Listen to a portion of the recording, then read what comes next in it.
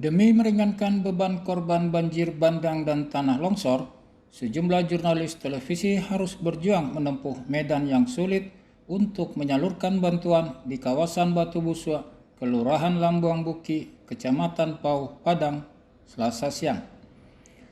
Lokasi yang jauh dari posko bantuan dan medan yang sulit membuat para jurnalis televisi ini harus berjuang keras agar bisa sampai di lokasi untuk menyalurkan bantuan.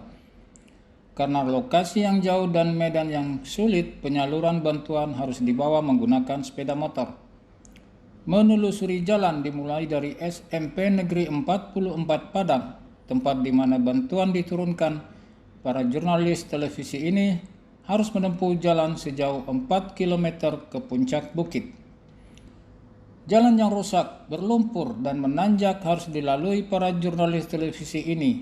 Kehati-hatian sangat diperlukan karena sepeda motor harus menempuh jalan tanah yang licin.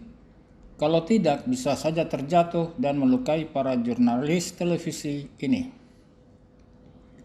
Sesampai di lokasi dengan menempuh waktu hingga setengah jam lamanya, akhirnya para jurnalis televisi ini bisa sedikit lega karena bantuan yang dibawa bisa disalurkan kepada korban banjir bandang dan tanah longsor.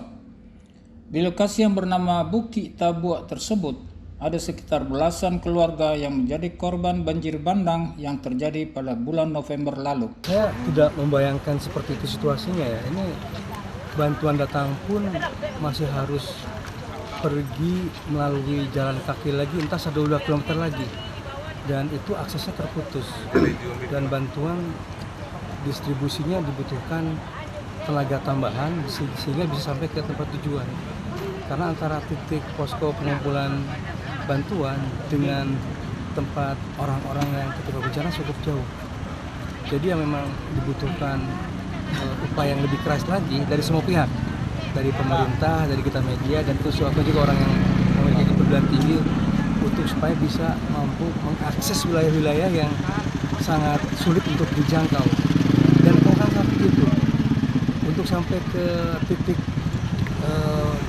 pengumpulan materi aja kita sudah alhamdulillah kita bisa sampai ke atas juga, karena jalannya bukan yang sempit tapi juga basah dan beresiko, apalagi dari mulai titik pengumpulan posko sampai ke tempat korban yang rumahnya terkena longsor itu lebih jauh lagi.